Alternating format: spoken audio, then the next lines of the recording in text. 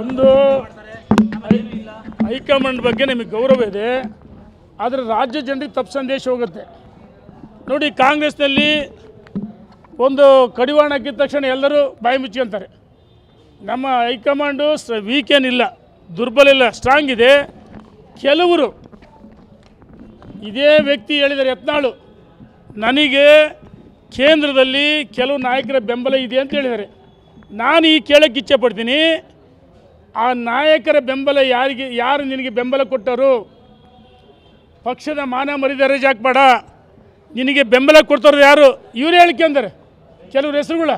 ಹಾಗಾಗಿ ಬಹಿರಂಗವಾಗಿ ಆ ಹೆಸರುಗಳು ಹೇಳ್ಬೇಕಂತೇಳಿ ಒತ್ತಾಯ ಮಾಡ್ತೀವಿ.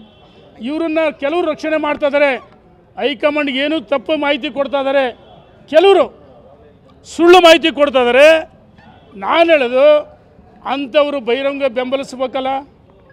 ಯಾಕೆ ಈ ರೀತಿ ರಾಜಕಾರಣ ಮಾಡ್ತೀರಿ? ಅಂದರೆ ರಾಜ್ಯದಲ್ಲಿ BJP ಬಲಿಷ್ಠ ಆಗಬಾರ್ದಾ? ವಿಜಯೇಂದ್ರ ಅಧ್ಯಕ್ಷ ಆದಮೇಲೆ ಭಾರತೀಯ ಜನತಾ ಪಾರ್ಟಿ ಭ್ರಷ್ಟಾಚಾರ ವಿರುದ್ಧ ಹೋರಾಟ ಮಾಡಿ ಪಾದಯಾತ್ರೆಗಳು ಸಂಘಟನೆ ಭಾರತೀಯ ಜನತಾ ಪಾರ್ಟಿ ಕರ್ನಾಟಕ ಬಲಿಷ್ಠವಾಗಿದೆ. ಇಂಥ ವ್ಯಕ್ತಿಗಳು ದುರ್ಬಲ ಮಾಡೋಕ್ಕೆ ಹೊರಟಿದ್ದಾರೆ.